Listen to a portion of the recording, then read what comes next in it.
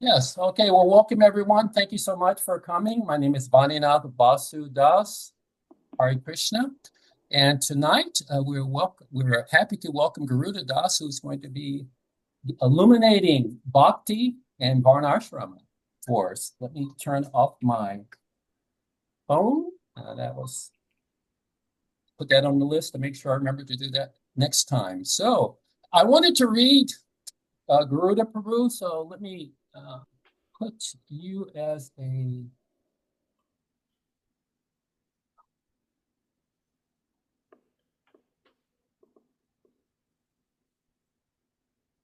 I wanted to highlight you as a speaker, but I think you'll come up whenever you start actually to speak. So let me introduce you. Garuda Das was the first disciple of Srila Prabhupada whom he personally blessed to re-enter the academic arena for the sole purpose of establishing Vaishnava thought within the intellectual world. In 1976, he completed his bachelor's degree at an American university in Washington, D.C., and went on to get his master's degree in South Asian Studies at the University of Chicago, where he had been pursuing doctoral work. Because advising devotees were fearful that he would be the only devotee ever to receive intellectual and academic training, he was urged to attend Harvard University, a name in the academic arena that everyone could respect. Garuda Das then went on to receive two master's degrees from Harvard, one in the history of religions and the other in comparative religion, and went on to become a resident fellow of the Center for the Study of World Religions at Harvard. Ultimately, he earned his doctorate from Harvard in comparative religion with a specialization in the classical Sanskrit text on yoga and Krishna Bhakti, and has been teaching in universities for the past 35 years, longer than any devotee scholar. He's presently professor of philosophy and religion and director of studies in religion at Christopher Newport University in Virginia, as well as distinguished teaching and research faculty at the Center for Dharma Studies at the Graduate Theological Union, Berkeley. He was awarded CNU's, which is Christopher Newport University's highest recognition for excellence in teaching and mentoring, has consistently received high praise for his teaching by students and colleagues, and has received numerous research grants. Garuda Das has also lectured and continues to lecture widely here in the United States and in Europe at universities and in public arenas, and has presented numerous papers at professional international conferences. He has presented over 36 invited lectures at the Smithsonian Institute in Washington, D.C. since 2007. Garuda Das has contributed over 100 pieces to encyclopedia volumes, journals, and books. Among his many published books are Dance of Divine Love, India's classic sacred love story, the Rasa Leela of Krishna from the Bhagavad Purana, with Princeton University Press in 2005, and his award-winning Bhagavad Gita. Let me read some of these persons. Okay. And his award-winning Bhagavad Gita, The Beloved Lord's Secret Love Song with HarperCollins, that's in 2007, which has sold over 50,000 copies. Recently, Bhagavad Gita Concordance, comprehensive word reference with English and Sanskrit indexes, was published recently by Columbia University Press and soon to be released by Oxford University Press. It's his book, The Yoga of Love. And I was, just before we got started, I had a chance to see, perhaps before anyone else, the published book, The Yoga of Love. So with that, let me once again get you, somehow I'm not satisfied with your speaker view. But I'll ask you to take over. And one of the first things, since we ended with the book Yoga of Love, if you would present that for our audience and let them know how they might be able to get that. Yeah, it's available on Amazon and of course from Oxford University Press website um, um, under my legal name, Graham Schweig. So you'd have to look under that name, not my devotee name. So yeah. Okay. My gosh, Vadinath, you're reading that just practically was exhausting, wasn't it? I mean, Well, my gosh, you've done so much in the I, service of Srila Prabhupada, so I, it's I had no noteworthy. idea that you would be torturing me going through all of that. But in any case, I'm happy to be here and thank you for the invitation, Vadinathji. Thank you. So what before you start, there's much that we would like to cover, but as I mentioned earlier when we were talking, just so that the devotees get to know you as a person, just and you've done the things that we do as Hare Krishna devotees when we joined and where you joined and so forth. If you could give us some sense of that in terms of your history within, Prabhupada's movement, where you're from, when did you join, and how you met the devotees, I think that for me that would be very interesting. Yes, it really starts back in the time I was 15 years old. When I dropped out of high school, I asked my parents if I could drop out of high school to study yoga and yoga philosophy and to practice yoga. And I suppose that's every parent's nightmare. They were very educated people and wondered, would I ever go to college? And I said, if it's supposed to happen, it will happen. So it turns out that a year later, I entered Johns Hopkins University, a year earlier than my peers did. And it was there that I started studying philosophy and probing deeply into texts and learning a little bit of Sanskrit. And I had been reading, about 13 or 14 versions of the Bhagavad Gita in English. And then one day I was visiting home when I was 18 years old, and my sister, younger sister, was coming back from Georgetown in Washington D.C., and she said, "Someone gave me this book, Bhagavad Gita as it is, and I'm not really into this kind of stuff, but I know you are." So she just shoved it in my hands, and it was literally the very month that the Macmillan Bhagavad Gita was produced in August of 1972. So it was toward the end of 72, and that's where I encountered Prabhupada's Bhagavad Gita for the first time. And I had then also gone to India with 5 other friends that summer, a little earlier that summer. So how old are you at this point? 15. I'm sorry, 18. 18. Okay. Yeah. So I'm 18 years old. I've gone through 2 years of the university study, and I go to India with these 5 other friends. They were all older, and they were taking me to ashrams that I just wasn't interested in. And there was a lack of Krishna and a lack of Bhagavad Gita. And so I actually abandoned all 5 friends and went on my own to Vrindavan because I understood that's the land of Krishna in all my readings and so on.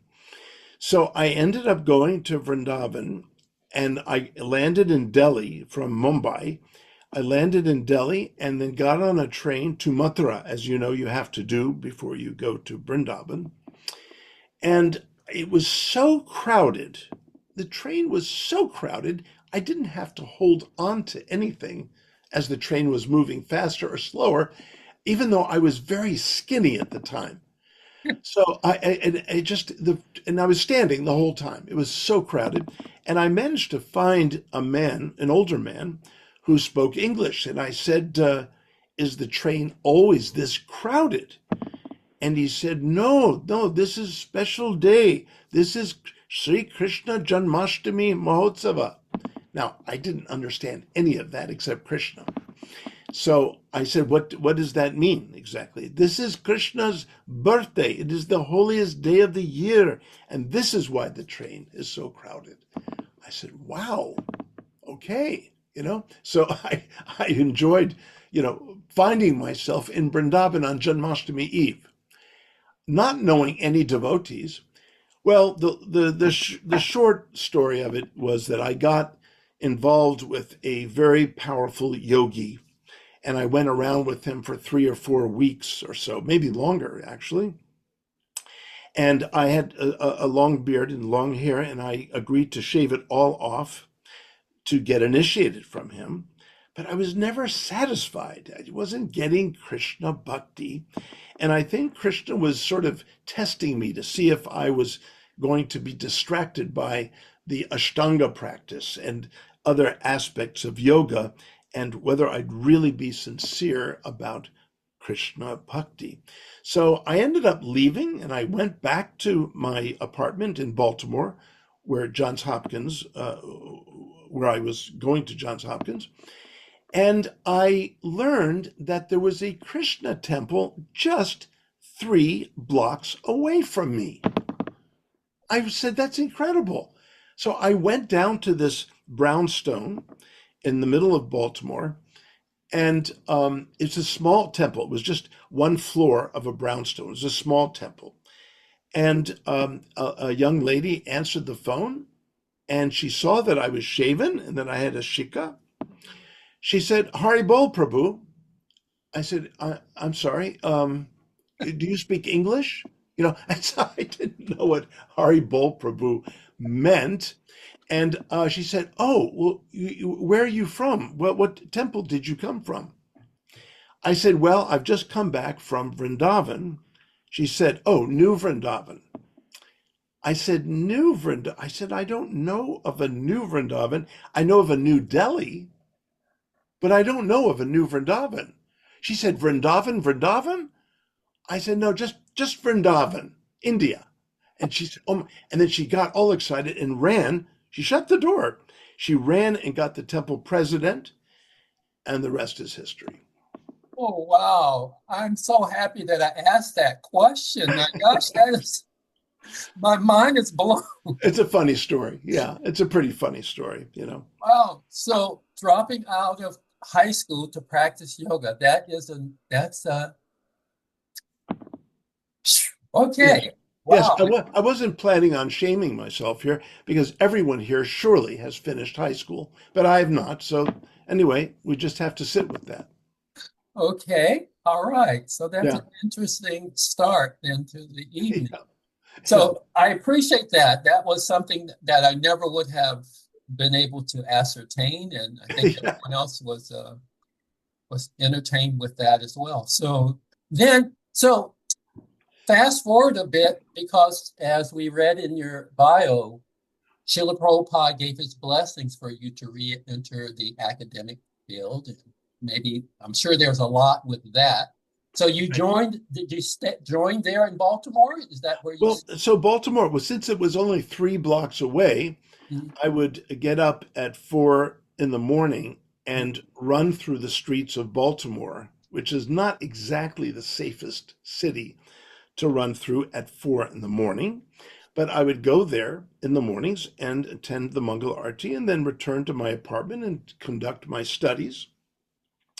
So that happened. But then I decided to drop out after my third year of school, and I moved to Washington, D.C., to the temple there when Damodar, the 26 Second Avenue, Damodar Prabhu was there, who recently, by the way, passed away.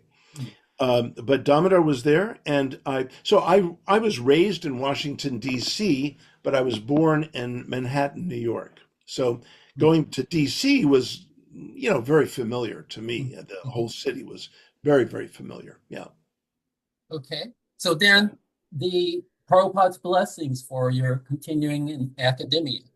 Okay. So Rupanuga Prabhu was the GBC in Washington, D.C., and Damodar was quite an intellectual fellow. He was really marvelous.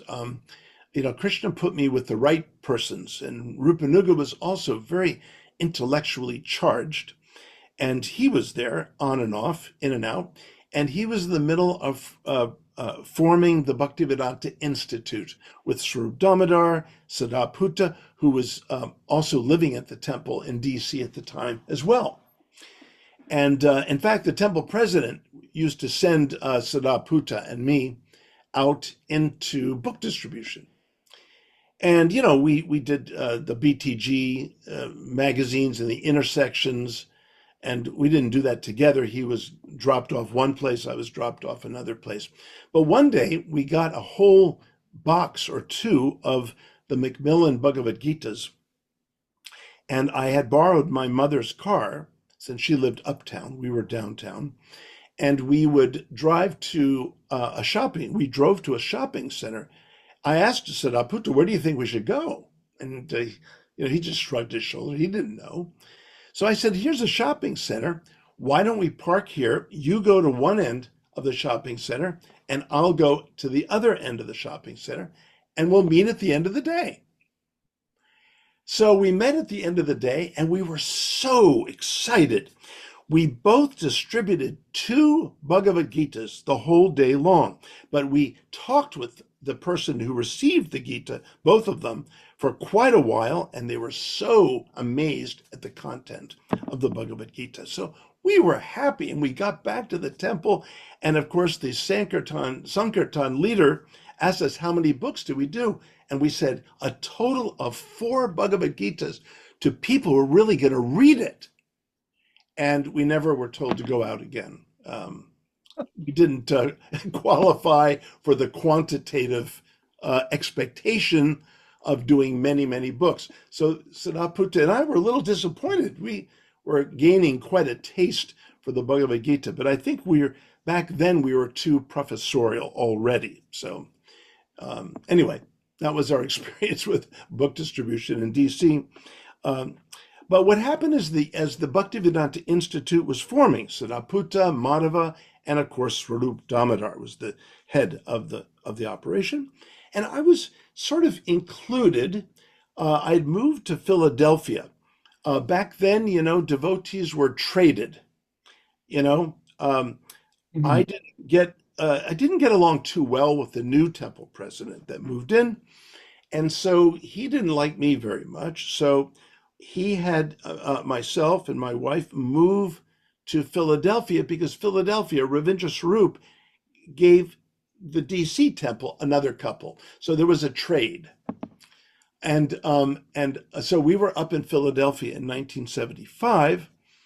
And this is where Prabhupada had expressed a desire to have not only the Bhaktivedanta Institute, but a Bhagavata College, graduate studies, as an extension of the University of Calcutta.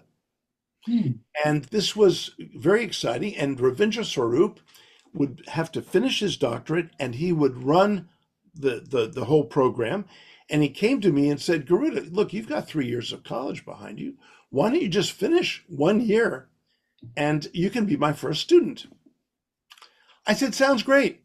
I'll do that. So I went back and got into American University after I dropped out for several years. And then this was the year that Prabhupada was coming out with 1 volume every 2 weeks of the Chaitanya Charitamrita. Mm-hmm. What a magnificent time that was. And I lived in the ashram across the street from the temple, and every night there was another disciple of Prabhupada. We would leave our little ashram rooms, come out into the dark hall with our flashlights when everyone else was asleep, and we would read the Chaitanya Charitamrita late into the night. Now, granted, we were a little woozy during Mangala Arati, but it was so beautiful reading each of the volumes one at a time. And this is where I was learning from the Chaitanya Charitamrita that Mahaprabhu took sannyas. Okay, so he took up that ashram. Why? To convince the intellectual persons of society. Mm. So I concluded that this is obviously what Prabhupada wants now, but it's not being done with sannyasa, it's being done with the PhD. This is why the BI was forming. And so I concluded that the PhD was really the danda of the age. Mm. Okay? So, right in the middle, as I'm completing my bachelor's degree, Ravindra Swarup comes to my room and says, Prabhupada or Jayapataka, and I can't tell which, but it's canceled. So then I'm thinking, well, why am I doing this then? Why am I completing my BA? So I decided as an experiment to take a chance and apply to 2 doctoral programs right from the BA, which is not normally done. Usually you go to an MA and then you apply then to a PhD. So I decided to apply to the University of Pennsylvania, which is right downtown in Philly, and the University of Chicago, where Edward Dimmock was teaching, Mm. who wrote the foreword to Prabhupada's Bhagavad Gita as it is. And he appreciated it so much. So I started my statement of purpose for entering the doctoral program in a way I would never tell anyone to do it. But I was insecure and I needed to know in obvious ways whether Krishna wanted me to go in this direction, in this experiment. So the first line is, I am a devotee of the Hare Krishna movement, and my studies at this university would be in pursuit of my work as a teacher of Krishna consciousness. This is not the way you open up a statement for a doctoral degree at these 2 extremely prestigious universities. Mm. But they accepted me. No. Both accepted me with scholarships even. And I said, oh my gosh, maybe I should do this. So I ended up talking to Ravindra Swarup about it. And he said, Garuda, I can't authorize this. You're gonna have to go to Prabhupada and ask him, So I decided, well, okay, maybe I shouldn't bother Srila Prabhupada. He's busy translating and so on. Let me go to my GBC, and if he wants me to go to Prabhupada, then I'll do that. So I went to Rupanuga, who was living in Virginia at the time, and I explained to him what happened, what my experiment was, and what, the BI was being formed, and, would Prabhupada want this? Prabhupada talked about wanting his devotees as professors and heads of departments of religion. So he wanted that sort of, excellence moving forward into the intellectual community. So Rupanuga said, yes, I think you should go ahead and do this. This would please Prabhupada, and I will write to him and let him know. And so I proceeded to the University of Chicago, where Ed Dimmock was working. Mm. So I was halfway through the year in the University of Chicago, and Rupanuga calls me up and says, Garuda, I don't think anyone's ever going to do this. So I think you should go to Harvard. I said, Rupanuga, you don't just get up, and go to Harvard. You just don't, announce to Harvard, look, I'm going to come here because my GBC told me to come here. That's not the way it works. Right. And so he said, I know that, Garuda, but, just figure it out. Just go to Harvard, okay? Because everyone recognizes Harvard. I said, well, what about Oxford? He said, Oxford's not as good because it's not in this country. The US takes the lead in education. So I said, okay, let me apply. Well, I got in, but before I went off to Harvard, I completed a master's thesis on the Chaitanya Charitamrita, critiquing the critiques of the Chaitanya Charitamrita by scholars. Now, Satsarup was the GBC of Chicago at the time, and he had just finished readings in Vedic literature, which was excellent work. And we shared a lot back then. And he said, and I mailed a copy of my thesis to him. He said, this is fantastic. You've taken a branch from the tree of Mayavadism, you've turned it into an axe and you've chopped the tree down. Mhm. I said, well, thank you for that. I said, that's great. He said, you must send this to Srila Prabhupada. And I wrote back, and this is all by letter, by the way. I wrote back saying, oh, I refuse to send it to Prabhupada. He's not feeling well. He's not well. He's in Vrindavan, and I'm not going to interrupt his writing. He wrote back saying, no, but this would make Prabhupada happy. He would, please send this to Prabhupada. And I again refused. I said, no, no. First of all, it's not going to be, it's not really showing the kind of work I ultimately want to do. So he threatened me. He said, if you don't send it to Prabhupada, I'll never write to you again. Now, this really hurt my feelings because I was kind of attached. We had a writing relationship, Satsrup and I.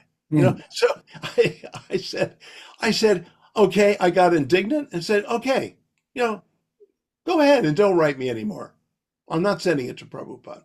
Well, after a month, I was missing his letters. And this was my motive in sending my master's thesis on the Chaitanya Charitamrita to Vrindavan, where Prabhupada was. He had gone to the Bhaktivedanta Manor, but he had to turn around and go back to Vrindavan, as the history goes. Mhm. So who happened to be at the time Prabhupada's secretary, which used to change and rotate around quite a bit, who happened to be in charge, the secretary, Satsarup. So I mailed it. Satsarup read my letter to Prabhupada as Prabhupada was paging through my dissertation, my thesis.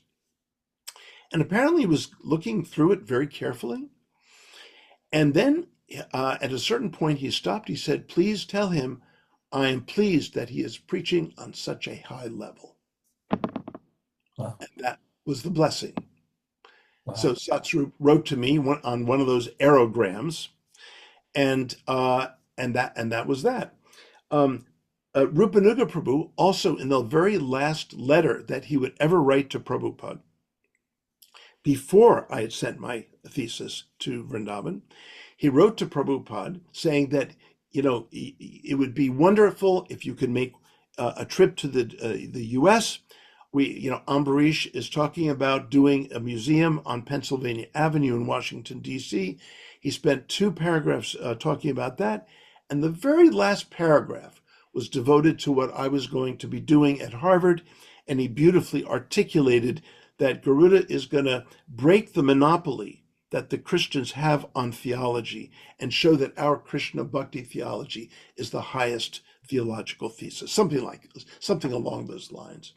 And so that was the last that Rupanuga ever wrote to Prabhupada of his 101 letters.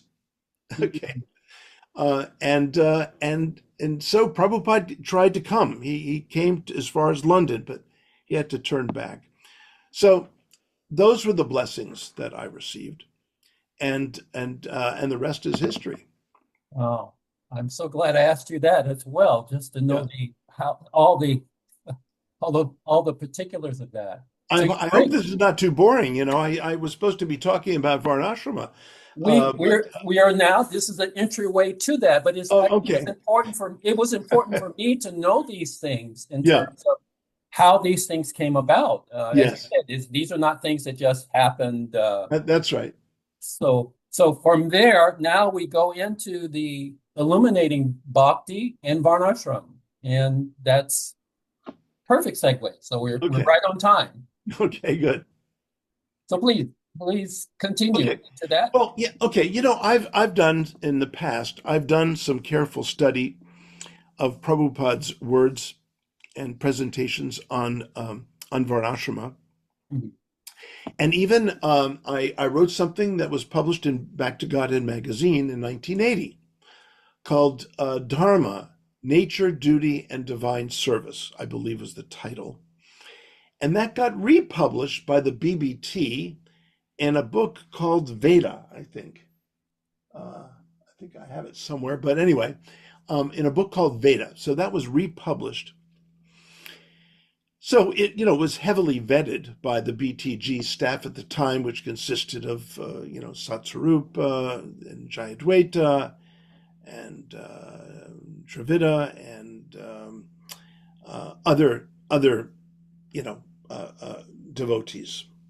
So, and in that article, I I stand by what I said back then, even. I observed that Prabhupada really speaks of three kinds of varnashrama. Three kinds. Certainly, he speaks about Vedic varnashrama. We hear a lot about Vedic varnashrama. And then he also speaks about varnashrama, naturally occurring varnashrama. In other words, you may not consciously institute the principles of varnashrama in society.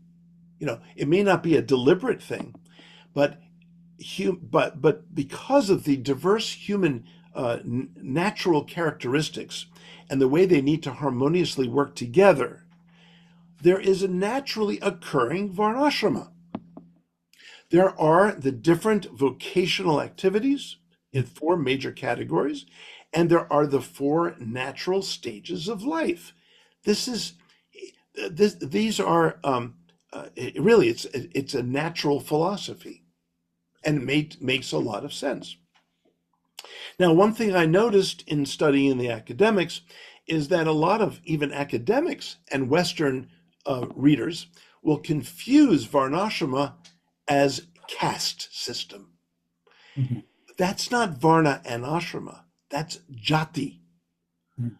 Jati dharma. Jati has to do with, organizing society according to one's birth.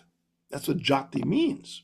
But we know that, in the Bhagavad Gita, Chaturvarnya Mayashristam Guna Karma Vibhagashaha, the divisions are made according to guna, one's naturally occurring qualities, and one's naturally outpouring of activities. It is not something imposed on a person.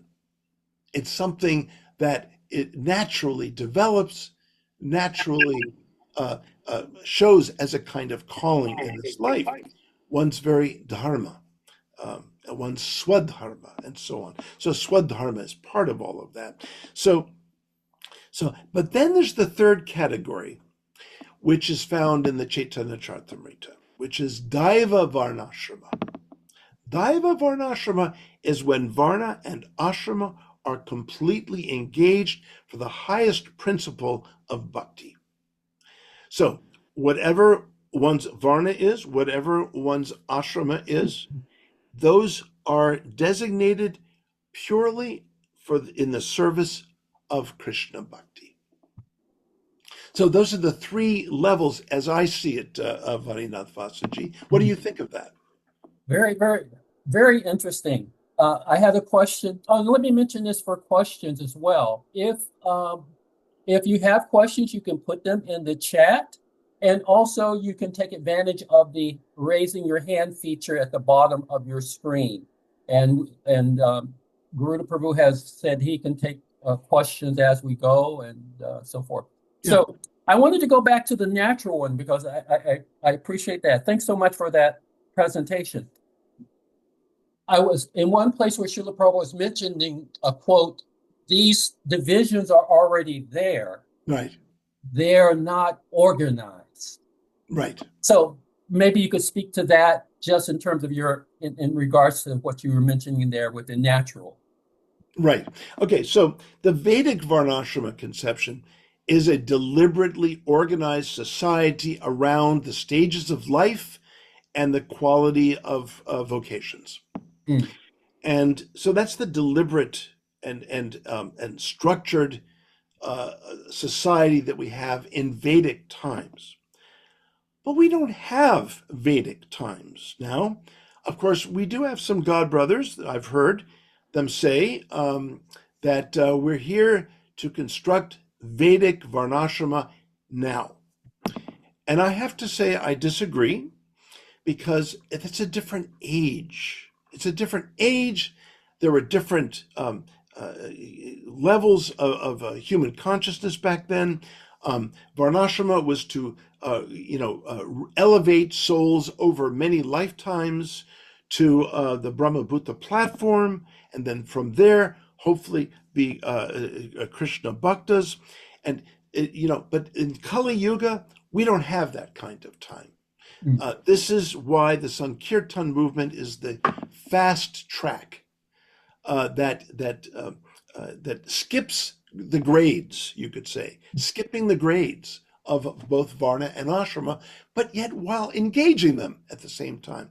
So there's a paradoxical element to Varnashrama. On the one hand, Mahaprabhu says, Naham Vipra Nacha Nara Patir Napi Vaishyo Nashudro, etc., etc. I'm not a Brahmin. He says, I'm not a sannyasi, you know. mm, So a yati, he's not a yati. And yet he was a sannyasi when he said it. Now, what do we do with that? you know, so, so, uh, so Mahaprabhu demonstrated that he's only a sannyasi for the sake of bhakti. He's not a sannyasi for the sake of Vedic Varnashrama. Um, these are beautiful ways to understand and appreciate the variety of bhaktas and all that they have to offer at different stages of life and in different types of talents and abilities and mm, proclivities. So and then of course there are the connotative sort of meanings of varnashrama that I've picked up. For example, um, we need to establish varnashrama. So a god brother of mine told me he's doing this in India, establishing varnashrama. Well, what he's talking about connotatively, not so denotatively, connotatively, he's speaking about setting up independent farm communities and then having things structured in such a way that there would be, an intellectual class. But mostly it's a Vaishya, oriented sort of community mhm, that's trying to survive off the grid. mm, And sometimes Varnashrama will also be emphasizing cow protection, because where can you find real cow protection? mm, I mean, look at Vrindavan, our Goshalas, having a very hard time protecting the cows there. Um, it's just really a hard thing to accomplish. And the independent farm communities that Prabhupada set up, and the ones that came later, they're they've had a hard time getting off the ground. It's a worthy cause, but it's very, very difficult. mm, So, so this is tricky. This level of varnashrama. mm, Again, this is a connotative meaning, but I already mentioned the utilitarian meaning, where Chaitanya Mahaprabhu took sannyas as Bhaktisiddhanta Saraswati Thakur did mhm, for purposes of preaching and teaching. So they took sannyas for that because sannyas has a certain status in Indian society, as does the PhD in Western society. mhm, mhm. So that's why I call it the dunda of the age, the Yes, PhD. Yeah, PhD. yeah, Going now, looking at the Vedic, you mentioned it and you used the word deliberate in terms of its origins. yes. What difference would you make between deliberate and organized in Oh, terms of like the natural, in terms of organizing that and the difference? So I'm just trying to compare the Vedic and natural to oh. some extent. Well, the natural is largely unconscious. They don't know that actually these layers, these Varnic layers of society, are ideally working together harmoniously. Mhm, Dharma means one of the meanings. It's a virtually an untranslatable word because every context gives it a special nuanced understanding. But in this, it means harmonious. It means harmonious that the ashrams and the varnas are working together in a very harmonious, synergistic fashion that builds up toward liberating the human. mm, Whereas in society now, okay, so I'm a professor at the university, two universities. Well, that technically is a Brahminical role, but do all my professors lead a Brahminical life? The way we conceive of it in the Vedic times. Are they living a simple life? Are they living? Are they true to their profession? Are they, are they, wise? Or are they just book knowledge people? Um, I mean, I've had plenty of professors over the lifetime of my work and schooling, and it's a job. It's sort of a way of life, but it's a job, and they're not fully invested in it as a seva. So that's the difference. Mhm. In Vedic Varnashrama, and especially Daiva Varnashrama, it's not just a vocation, it's a way of life that elevates one ever more throughout lifetimes. But in Daiva Varnashrama, we're on the fast track to the divine. And that's why we have the Sankirtan movement. Mahaprabhu came to give us blessings for a society that would be totally immersed and absorbed in Krishna bhakti. And so, in this very lifetime, by Guru's grace and the Parampara and Chaitanya's grace, we can be liberated into Brajloka in this lifetime. Mhm. So the question then, the Sankirtan movement, Srila Prabhupada has given us the roots of that. We've made some headway with that. Yeah. Coupled with Vedic, natural, or are we shooting only for Daivi Varnashram? Just as far as a vision. Well, there are those that are, like I said, trying to establish farm communities. I commend them. I don't know how, this is beyond my comprehension, Mhm. but there are some farm communities that really are trying to organize the Mhm. community in terms of those varnas and ashramas, Mhm. but in light of bhakti. To remove the bhakti element from varnashrama is simply anathema to what we're all about. Mhm. Prabhupada first came to teach us Krishna bhakti, first and foremost. And that is those are his essential teachings. Varnashrama is a supportive teaching. It's not essential. The good demonstration of this is the catechismal dialogue, conversation between Ramananda Roy and Mahaprabhu Gauranga. Out of some 80 verses that they speak and share together, the first two are offered about Varnashrama Dharma. Mhm. And Mahaprabhu said, go deeper. That's Bahya. Bahya, that's external. Go deeper. Now, but here's the paradox, Vadinathji. Yes, we're meant to go deeper. That is what we're supposed to do. We're supposed to live the life of the heart. But as we do in the external world, that can take the form of Varna and Ashrama that facilitates the moving deeply within the space of the heart. And this is so, Mahaprabhu said it correctly, right? He said, that's Bahya, that's external. Well, that's exactly what Varnashrama is. It's about how to live in this external world. But it hardly can be separated from what is deepest in our practice. Mhm. Okay. Now, just this as a clarification or a question, really. Yeah. When Srila Prabhupada came and gave us Krishna consciousness, it was in a Brahmanically oriented manner. It wasn't just Krishna consciousness as such. He directed us in a particular varna.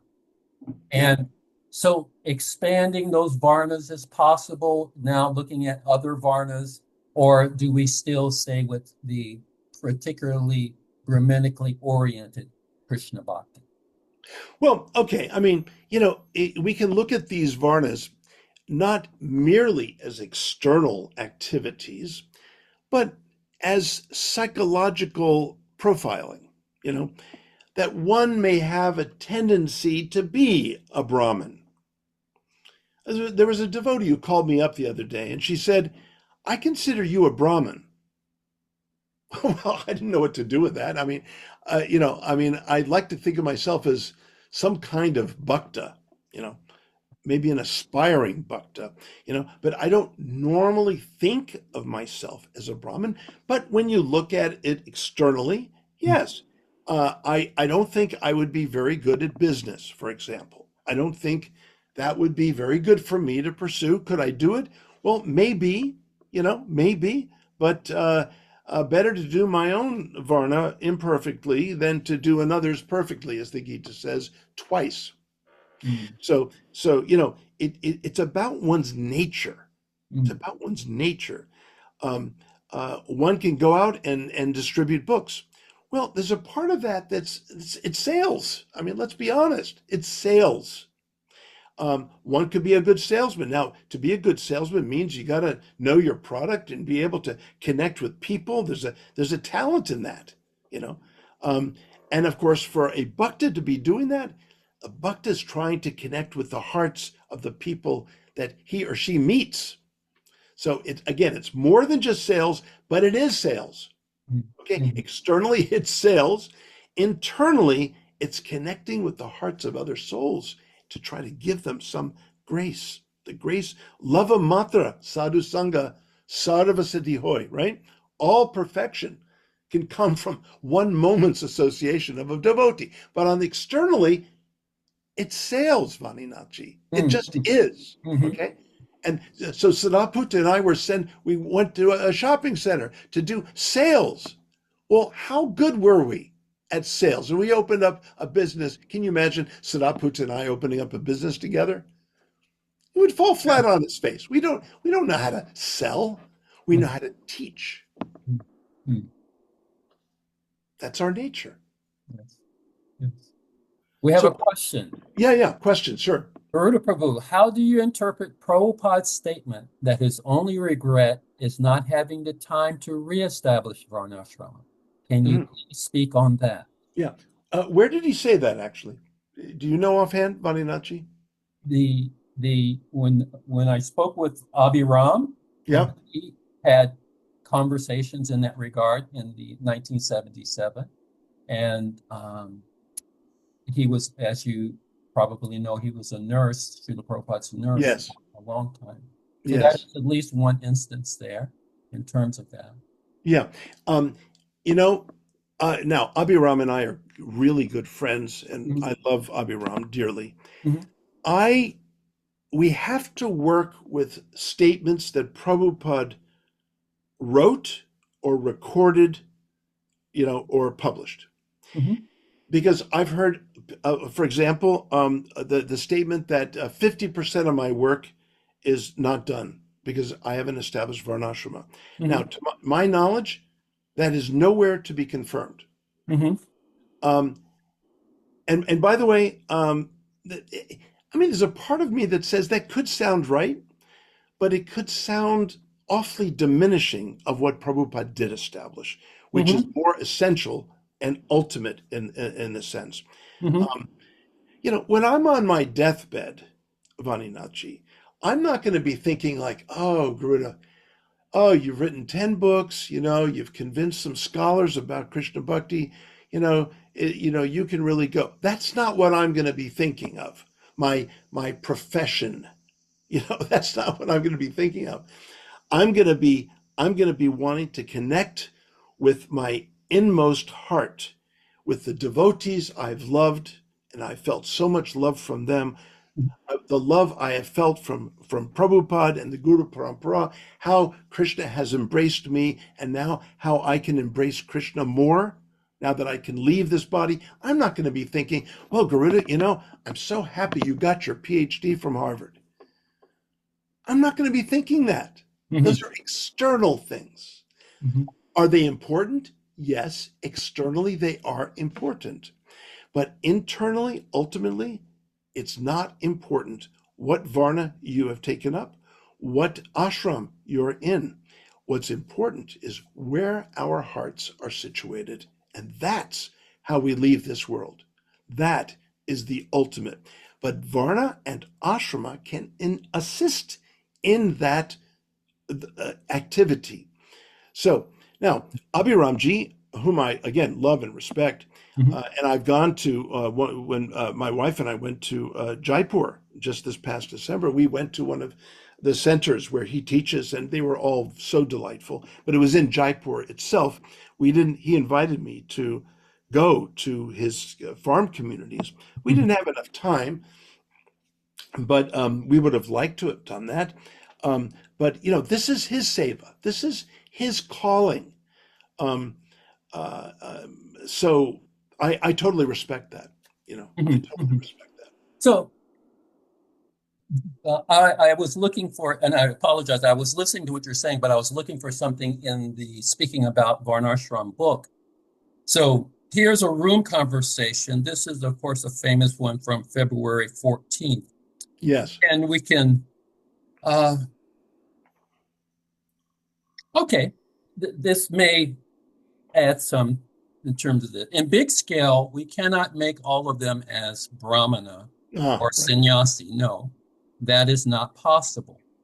This is a small scale. How many percentage of people of the world we are controlling? mm, Very insignificant. But if you want to make the whole human society perfect, then this Krishna consciousness movement should be introduced according to Krishna's instruction if you want to do it in a large scale for the benefit of the whole human society. hmm Now we're picking up some of them best. That is another thing. But Chaitanya Mahaprabhu said, para upakara, why a certain section should be picked up. The whole mass of people will get the benefit of it. Then it is required systematic. Sway sway karmani abhirata mm, samsiddhi labhate nara. Para mm. upakara means mass benefit, not Yeah. there is certain section.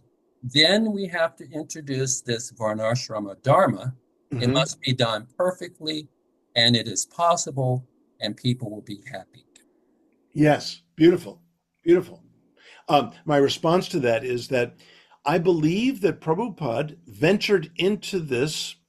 Again, Rupanuga was he was the organizer for the Bhaktivedanta Institute, a bunch of Brahmin type devotees, but he was also introducing and organizing the political party, Mm, the In God We Trust party.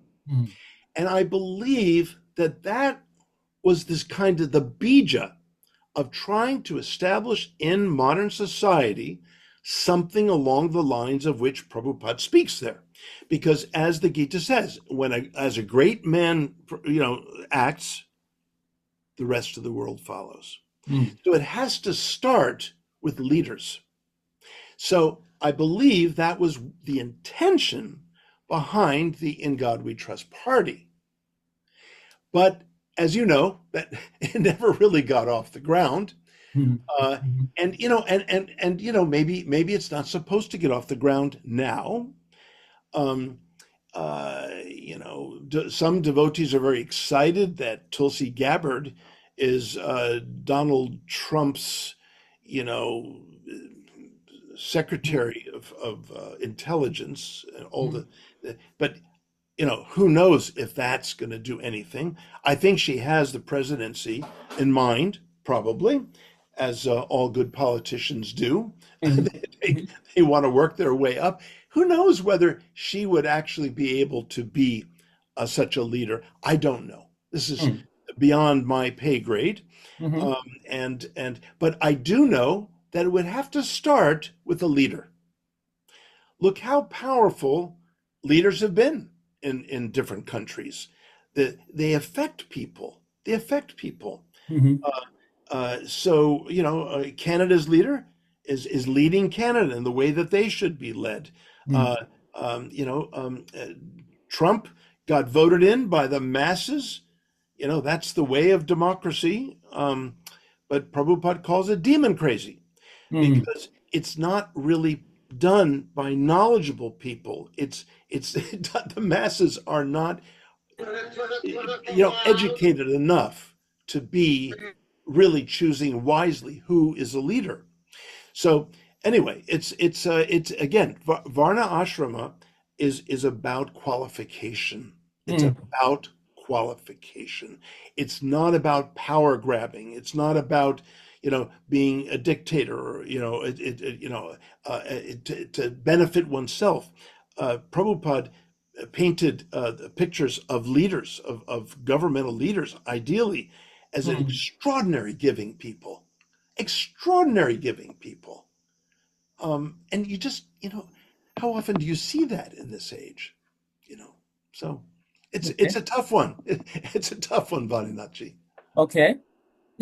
These are just some statements. I'm just picking some things that I think just grist for the meal. Let's see. I think I. Sure, sure, please. Oh, Very here's good. another question from Sham.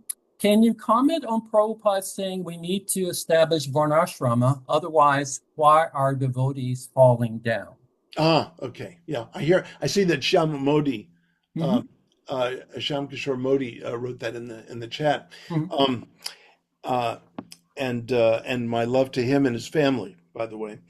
Um, so yes, I remember when Prabhupada, more or less the time around which Prabhupada said that, and back in the day, temple presidents would have these devotees join, and there was no sensitivity to what their talents were. Hmm. I mean, you got Steve Jobs in the kitchen washing pots. I mean, that should tell you something right there. Steve, Steve Jobs in the kitchen washing pots. Okay.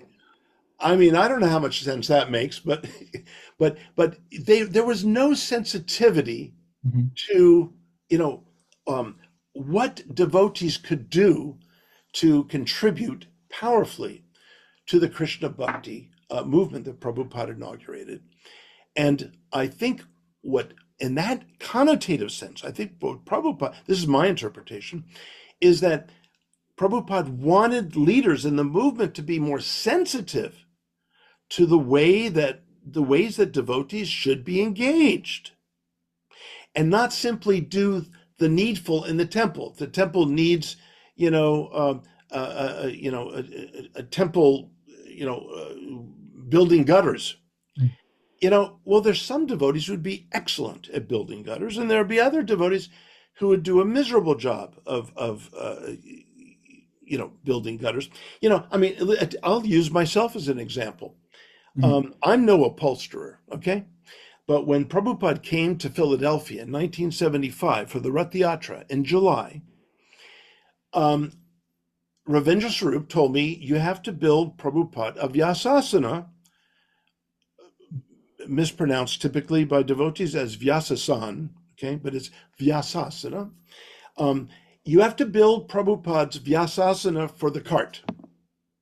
I said, Ravindra, I don't know anything about making a Vyasasana. He said, well, figure it out. So that was there.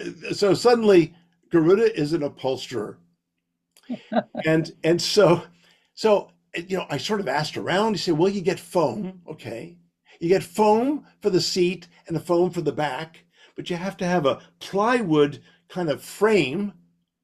It seemed all quite primitive, by the way, but it's kind of what we used to do in those days. Hmm. And in fact, when I made Prabhupada's desk back then, you know what you do?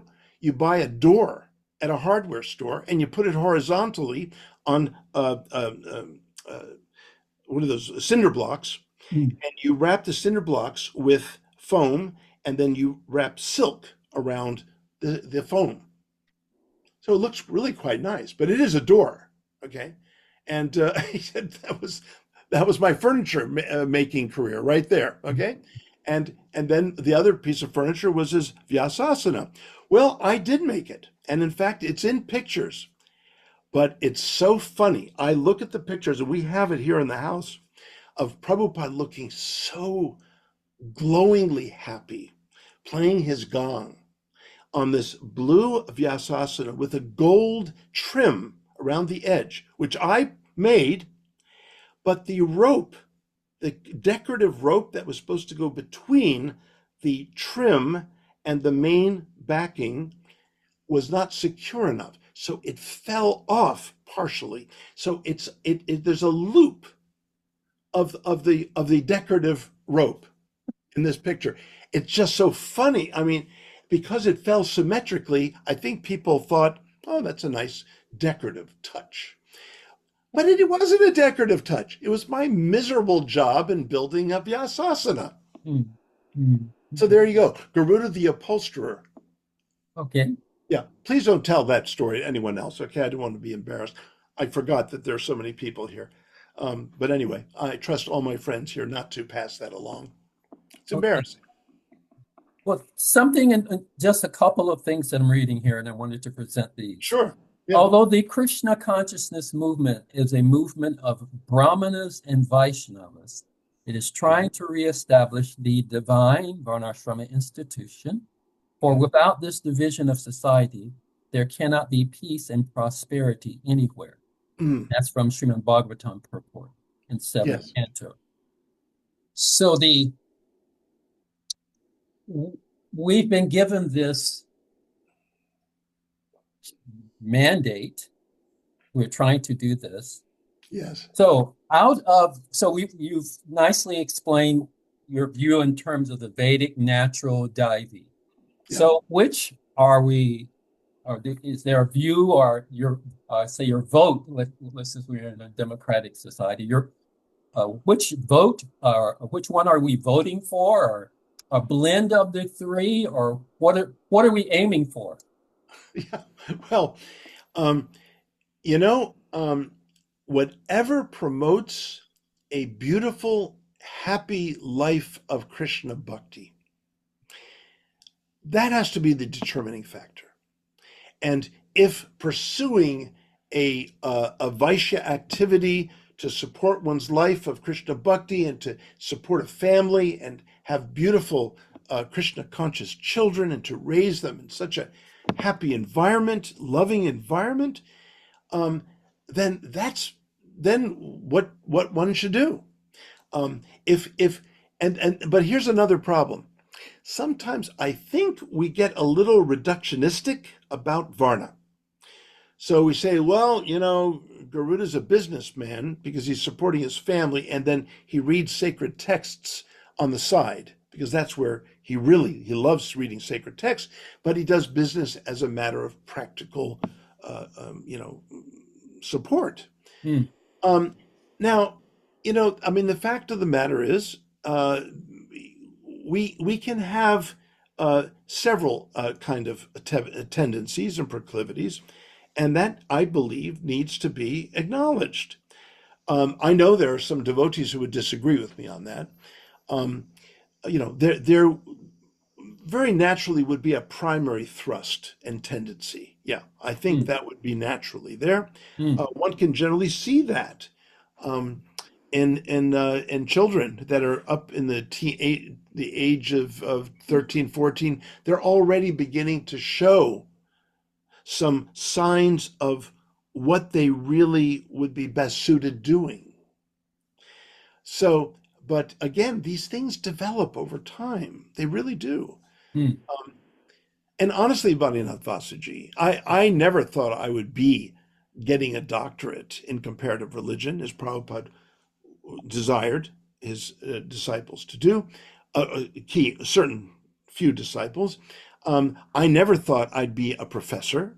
I never thought I would be publishing with the likes of Princeton, Harvard, Yale, HarperCollins. I mean, this is all Krishna's grace. Hmm. And I think that when one finds one's niche in bhakti seva, with Hmm. which is coordinated by ashrama and varna, of course, externally, but when finds one's seva, which is what varna and ashrama should be supporting and nourishing, then grace just starts pouring down on you, Hmm. Hmm. and things that you could never have imagined to achieve happen and occur. Hmm. Hmm. We Well, have another question here yeah, please. from Yeah. Purandar. Question: why hasn't Varnashrama been established firmly in the United States? Well, first of all, I mean, the United States consists of about 350 million people that are very absorbed in capitalism. In fact, the myth of capitalism is the more money you make, the happier you are. Just read the 16th chapter of Bhagavad Gita. Ishwaroham hambogi siddhoham balavan sukhi. Krishna's making fun of people like capitalists. Ishwaroham, I am the supreme controller. Okay, and of course Krishna is the supreme controller, but he's quoting the materialist, the demonic mentality, right? The ungodly. I prefer to say ungodly mentality. Ishwaroham aham bogi. Oh, I am the enjoyer. Siddhoham, I am perfect and very accomplished. Balavan, I am powerful. Balavan, and Sukhi, very happy. Okay, so this is the capitalist. But how do you establish Varnasrama in a culture of intoxicated capitalists, where the more money, the better off you are in every way? And so Forbes magazine happily lists the 100 richest persons in this country every year, because they're clearly the happiest, aren't they? And we say, no. They are, in fact, many times the most miserable.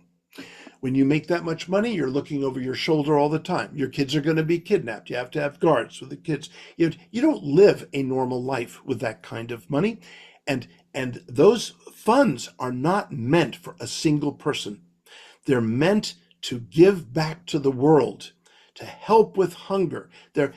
These people are supposed to be serving humanity, and that's what Bhakti is about. But this is a society that is structured for self-aggrandizement and selfish interests and accomplishments.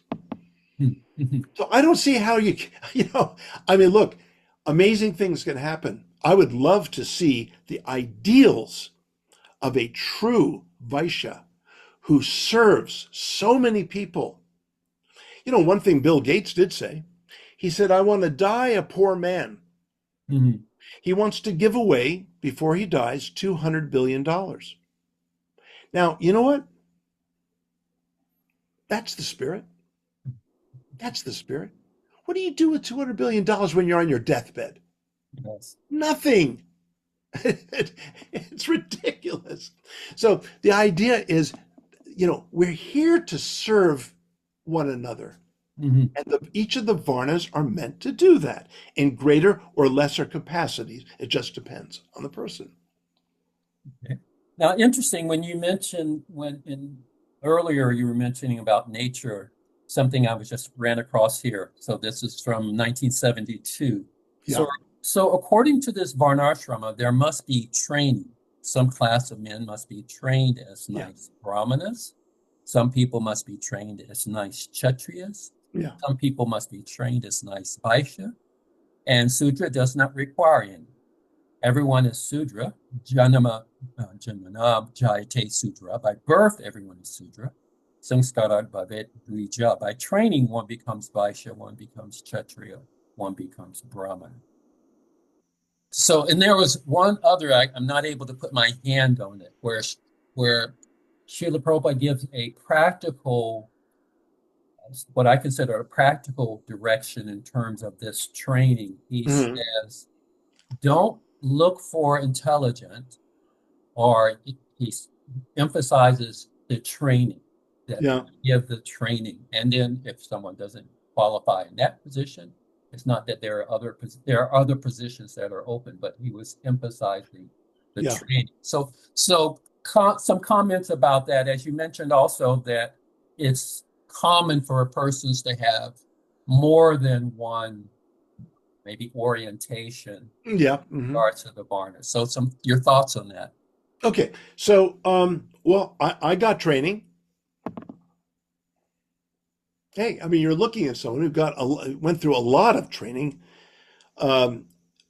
Now, you know, someone once came to Prabhupada and said, I want to write a book on Vaishnava psychology. You know what Prabhupada said immediately? He said, what are your qualifications? Mhm. He didn't have Mhm. he didn't have formal training in psychology. Mhm. Prabhupada was very, as transcendental as he is and was beyond my comprehension, he was also extremely practical and he wanted authenticity. There was a sannyasi who had created business cards, such and such a sannyasi, and he put PhD after his name. And Prabhupada saw these cards. He was furious. Mm. He ripped them up and he said, one has to get PhD and work with Swarup Damodar. That is the only way it's acceptable. They have to earn the PhD and work with Swarup Damodar. Now, you see, the interesting thing, the juxtaposition of those two things is very interesting to me. The PhD is external. The work with Swarup Damodar is internal. Mm. Both have to be there, Vaninath Vasuji, because, you know, you're going to write a book on psychology? Yeah, well, you know, I mean, it's good to have the training. So I agree. Training has to be there. Even though it's external, it's bahya, Mm. okay? It's not antara.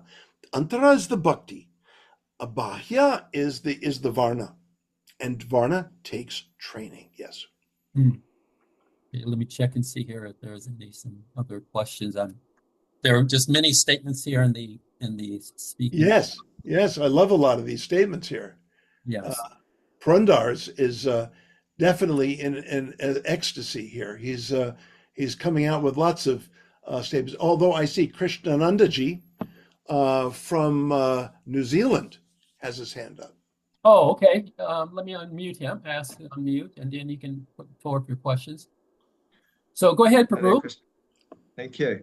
It's a Yeah. very enlivening discussion. Thank you for having this today. I just wanted to share what comes up for me when I think about Varnashram.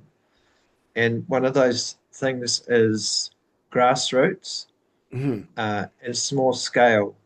And also something else that comes up is time, place, and circumstance as well, because when we delve into a lot of these statements of Srila Prabhupada, as I've been doing for probably about a decade now, Mhm. those statements, although in the context of bhakti have an eternal element to them, some Mhm. of the statements are kind of time, place, and circumstance in terms of they were being said at a historical time, Mhm. and at that time, the early days of ISKCON, there was so much momentum. I have even heard senior devotees say, we felt like we were going to take over the world in a matter of weeks. So there was a lot of grand statements, and Yeah. Yeah. and, and the institution's grown since that time a lot. Yeah. But in one sense, it can be a weakness because trying to institute something with such a large, diverse institution as we have now Yeah. sounds impractical. But if we have small scale grassroots examples of Mm. devotees where there's love and trust, a lot of love and trust. I know you've used that expression Yes. in other talks. If Hmm. there's love and trust between the devotees and they can show something that works, Yes. then that seems to me more practical, Yes. a practical example rather than trying to do things wholesale, kind of Yes. big scale. Sorry. So just Yeah. wondered if you had You know, thoughts. I appreciate those words, Krishnanandaji, and thank you for reminding me of those words that I will often say that Prabhupada himself said that that when there's love and trust, then we can be sensitive to what it is that devotees can contribute out of their own nature. And I think in essence, that's what Varnashrama is about. If you want to talk about the principle of Varnashrama, I mean, let me put it this way. If suddenly Krishna put me in the middle of 100 devotees in the middle of nowhere, but we had some decent, farming equipment or whatever to survive, I would interview every person and ask them, what do you do the best? And what do you love to do? You know, I would find out where are the talents? Where are they most happily engaged? Um, of course, sometimes we have to do the needful. We have to do something that we don't normally, wouldn't normally do, like making a vyasasana, like as I went through. But what is it that you truly are made to do in this world? Mm. And not everyone knows how to respond to that. But then you, as a leader, you help persons explore that. And that's what it means to be an educator. That's what it means to be a Brahmin leader. So, or a kshatriya, in a sense, if you're a community leader and you're organizing a whole community, generally that's more of a governor, more of a kshatriya. But hopefully a kshatriya has some tinge of Brahminical sensitivity to understand that is his or her duty, is to understand how to bring out the strengths and the talents of devotees and Mm. to engage that in devotional service. Mm. We, I mean, I've seen devotees flourish amazingly. I mean, look at Jadharani. Prabhupada knew that she could paint. And she's been painting ever since. mm. Um, now has she done other seva? Oh yeah, she's done plenty of other sevas, but that's her sort of ultimate seva. So Varna and Ashrama are merged into seva, and that's bhakti. So yeah, a small group. Why not organize them in as conscious a way according to Varna and Ashrama? Obviously, if someone's 15 years old, well, they're still getting educated. They're still in the formative years, so you're not going to commit them to, being a brahmachari for life. They don't know about that yet. We don't know that that's the direction in which they're going to go. So again, it's about mentoring. It's about assisting and supporting the naturally, occurring talents within devotees' hearts and minds. Something else says Hare Krishna Prabhu, please accept my humble obeisance. Oh. Bhaktivinoda Thakur in his Chaitanya Shamrita explains in greater detail relationships between Varnashrama and Bhakti. Primarily, he gives a precise definition of Varnashrama. We need to understand it well. And then quotations. So I assume this is a direct quote from the Chaitanya Charitamrita. Varnashrama is a society where the individual can preserve his physical, mental strength, and health, reside in comfortable social community, which is not affected by vices, and mere presence of an individual within such a community provides one basic opportunities for advancement in spiritual knowledge. Please add your opinion, Prabhu. Yeah, what I'm getting from this is something that I'd like to emphasize. There is a careful balance between the institution and the individual.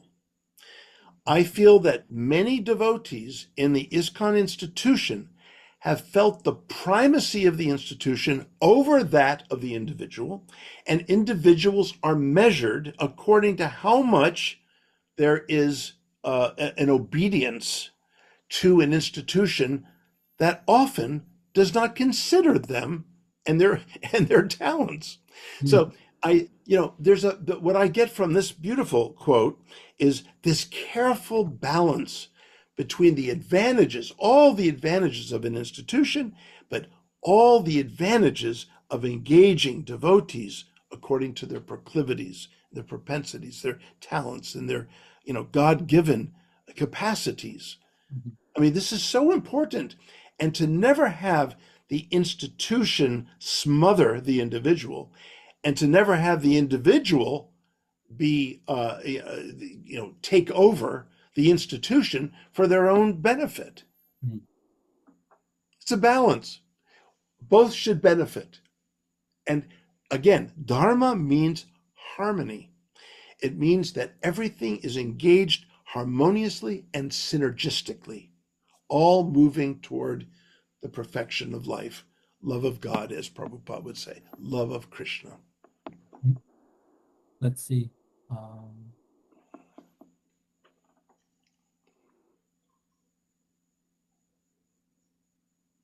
Um, so I'll just read it. It's not exactly a question, but a Okay. comment from Krishnanda.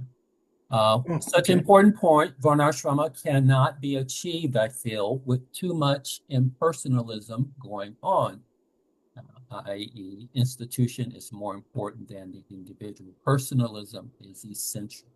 Yes, beautifully put. It's we've seen too much of this. Devotees move into the temple.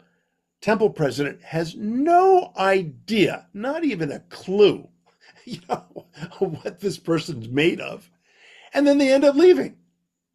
It's about, and Prabhupada said Krishna consciousness is a voluntary thing. There's no one who moves into a temple has to sign something that they're going to be here for the next 10 years. The commitment is there naturally when they are engaged beautifully and sensitively. This is the challenge of any teacher and any leader, is to be sensitive to the devotee and what the devotee's natural inborn talents are about. Yeah, so beautiful. Thank you. Mhm. So just looking here, if someone else has their hand up. Otherwise, there's, I don't see another hand. I didn't see another hand. I was just saying I was Oh, looking for another hand. oh, Otherwise, there was other quotes that I had. oh, I see. But I have, Gorarty's got something in the chat. okay. Okay, I'll just read it. Yeah, And please. devotees finding their talents and what they love, and leaders helping them to do so, as Garuda Prabhu just spoke of, really speaks to Prabhupada's instructions that now we need to establish Varnashrama as devotees are falling down. In the beginning, the needful needed to be done, but as our society of devotees matures, we shouldn't be functioning on emergency mode, rather all finding our harmonious place in Krishna's creation, which uplifts us to Krishna bhakti. Mm, yes, beautifully put. Um, you know, back in the early days, I remember in 1974, uh, as Prabhupada's Bhagavatams were coming out, and Prabhupada spoke about Vedic Varnashrama, and there were many devotees who really thought that Vedic Varnashrama needed to be instituted right away in the temples. And there was one devotee who was senior to me at the time, and he said he realized that he's actually a Kshatriya. He's not really a Brahmin. He's a Kshatriya. So he said, so I'm acting like a Kshatriya. I'm going to guard the temple. I'm now starting to eat meat because Kshatriyas, eat meat. And I said, wait a second. You're eating meat from the store? He said, yeah, because the Kshatriyas eat. I said, wait a second. No, the Kshatriyas, they go out hunting. That's different. They go out hunting. It's part of their prowess as kshatriyas. It's part of their kind of ability to engage in warfare and so on. They may eat meat that way, but they don't go and get sliced up flesh from factory farming in modern grocery stores. He was taking it so literally that he should eat meat and take up, guarding the temple all night and with a bat, on his side, and he became so identified with it that he forgot about his Brahmin initiation. So there are extremes, and that's a way that a devotee can fall down or fall away while still being in the temple. A misidentification, overly identified with Varna and Ashrama in a peculiar interpretation of it. one has to be careful, and one needs, again, to consult with other Vaishnavas on how to evolve one's seva. Hmm. Thank you for that. Um,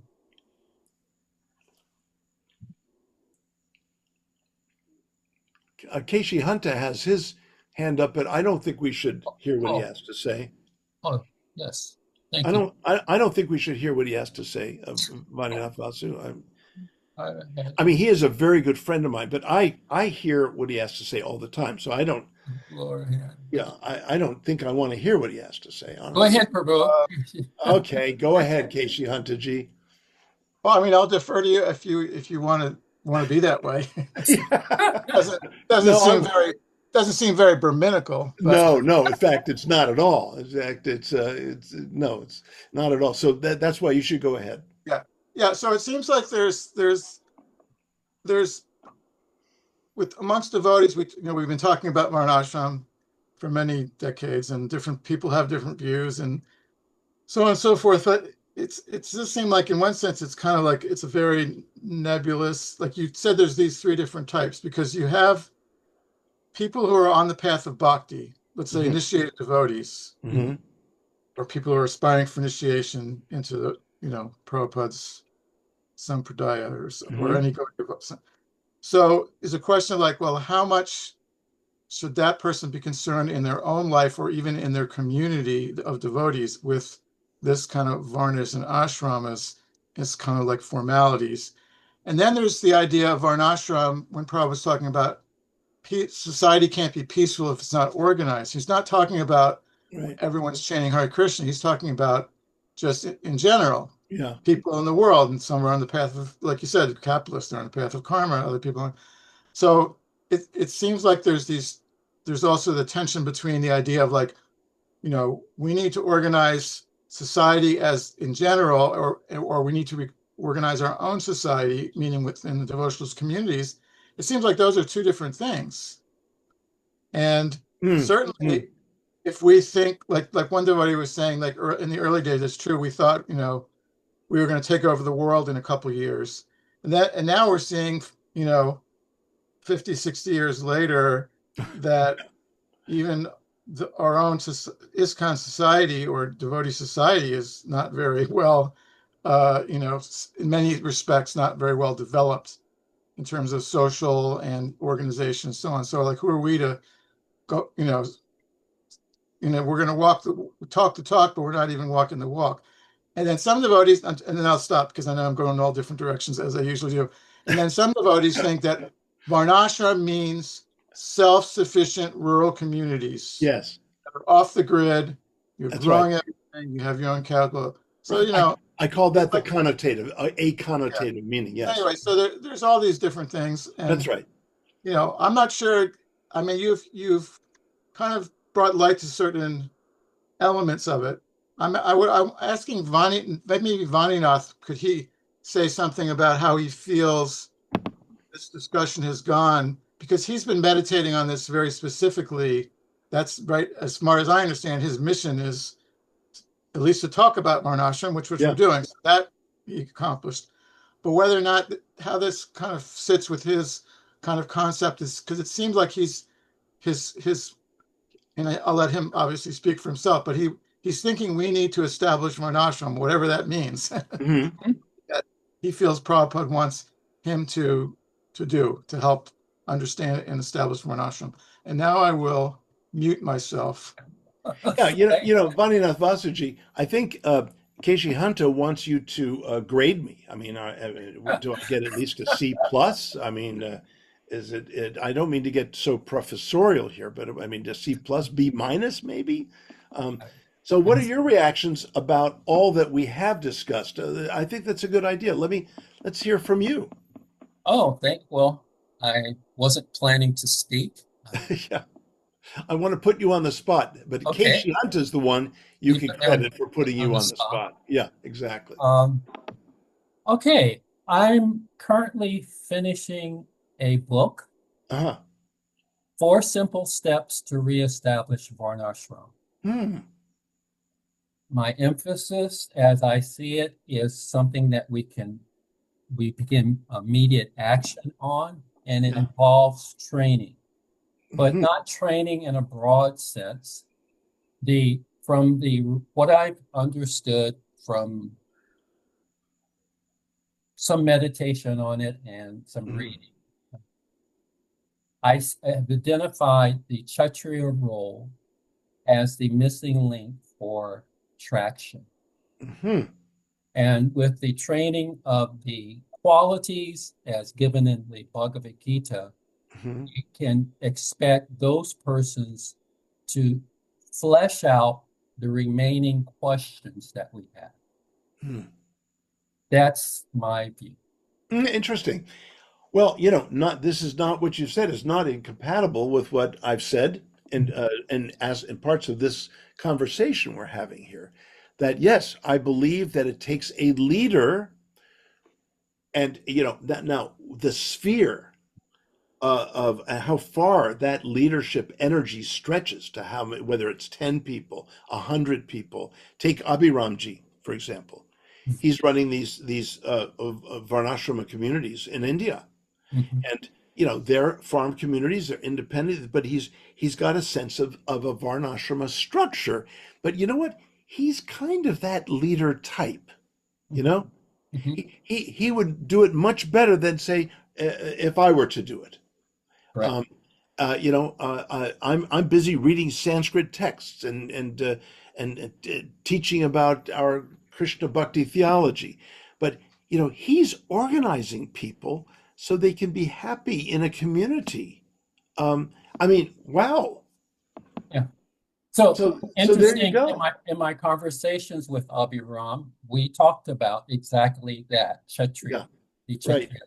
Now, you mentioned as far as the um, scope of what the leader can do, or the scope of his leadership. Right. In the Srimad Bhagavatam, in the discussion of Maharaj Prithu Maharaj, Yeah, mhm. there's a verse where it's described that Prithu Maharaj enacted activities based on his personal capacity Mhm. in terms of leadership, Yeah. um, his understanding, his knowledge, and also his financial ability. Mhm. So all of these things. So what can be done once again, my opinion, is going to depend on those items. Yeah. In the Bhagavad Gita, Prabhupada gave us a simple formula. Every endeavor requires capital, Mhm. organization, Mhm. um, uh, there was what are the other ones? Capital, manpower or Mhm. labor, Mhm. organization. I'm missing one. In any case, there's that list. Uh, Knowledge. yeah, knowledge, of course, is one of them, but there is in any case, the point is that he gives a list, a very practical list that for any endeavor, these things are going to be needed. Oh, Ah. land. He mentions land. Oh, land. Okay. Yeah, Yeah. obviously, you're not just organizing in the air. Yeah. Right. There Right. is a location. So Yeah. land, capital, organization, labor. Right. So the Varna, from my opinion and looking at it, that what do you say, organize that is the Kshatriya. It's not a Brahminical activity to do such. And when we look at the Bhagavatam, we get examples of exactly that, and, from the Pandavas, etc. So we have examples, but what it will look like in the modern context, that is the challenge for those persons who are trained as Kshatriyas. Mm. You know, let's talk about Abhiram again. There's something called a Rajarshi, as you know, Mm-hmm. a kingly, a seer who's also a king. Mm-hmm. So, that sort of counters this sort of strict categorical understanding of the Varnas. But you have a king that's a seer. So Abhiram is not just a kshatriya. Now he's held very big managerial positions in business in the past. I knew him back in those days. So in a way, he was a leader. He wasn't just a businessman. He was, overseeing huge management kinds of things. Um, but he's not just a manager. You know, he's been practicing bhakti for decades and decades and decades. He was once a temple president back in Baltimore before I was in Baltimore, and you know so that you've got the bhakti element. Now he's not going to be writing books like I do because that's my work. You know, that's what I do. That's it. He's not a theologian, but he's grounded in Krishna bhakti seva and devotion. And yet he is a manager and he's an organizer. That's a leader. That's a kshatriya. So, you know, again, you know, the bhakti element is absolutely essential. Mhm. Varnashrama without bhakti is basically going to end up resorting to mundane, overly the balance. It will be imbalanced in favor of the mundane.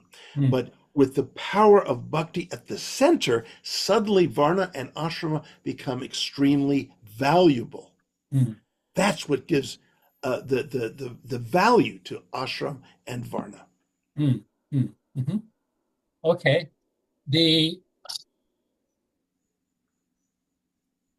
A practical example, you mentioned some of our farm communities and that within ISKCON. And there's one, and I kind of hesitate to point it out, but it serves as a very, it may serve as an example, and I Okay. try to do that. Okay. And I look at our farm community, Gita Nagari, where at one point, Srila Prabhupada had the New York Temple back in the day when book distribution was very large out of New York. $10,000 a month for the development of Gita Nagari. Mm. And the property was purchased free and clear. I think the Paramananda group received an inheritance and purchased the property. So it wasn't mortgaged and like buying it, etc. So fast forward to today, we at our property there, Gita Nagari, we don't produce enough food for the inhabitants that live on the property.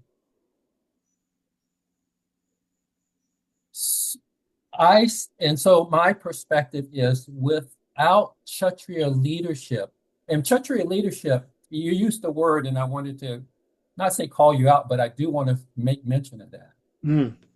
Managers and Kshatriyas are two different things. Mm. And Kshatriyas give their lives for projects. When the things that we hear about in the Bhagavatam Mm-hmm. is about persons and we see that even that's possible for persons that give their lives for things presently. So that type of training, that type of dedication to something is what will, and of course the bhakti, of course, that is the reason why we're doing it, as you've pointed out.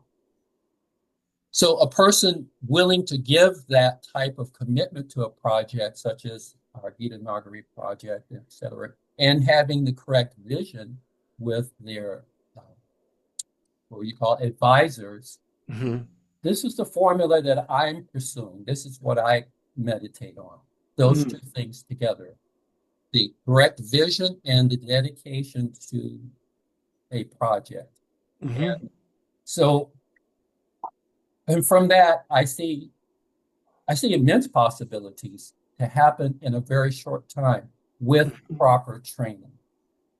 Especially it's an entry point, because like, where do you start? I see the Kshatriya training as an entry point. Mm-hmm. Because as you pointed out, in modern society, it is very complex. Places differ, even in the United States, the Southeast compared to the Northwest and the Midwest, even from state to state, even for just ordinary material activities, such as commerce, you have to, there are states where it's quite different to go from here to there. Yep. How you buy a house in one place is quite different. I was previously had a mortgage brokerage business myself, Hmm. and doing business in California is quite different than doing business in Florida, buying a house. You think it'd be the just one, it works like this. It doesn't. Right. So, so the Kshatriya is, from my viewpoint, is that Varna who deals with all of those complexities in order that the other Varnas can live simply. Yeah. Nice. Nice. But, I see that Varna and Ashrama are not isolated designations. That the Varna means that it's a Varna is never in isolation. So you always have, wherever you have Vaishyas, you're going to have Shudras, you're going to have Kshatriyas, you're going to have Brahmins to some degree, and so it's a relational word. One is not, pursuing a Varna in isolation, but is pursuing a Varna in relation to other Varna pursuits, Mm, and the others in that same Varna and others in other Varnas.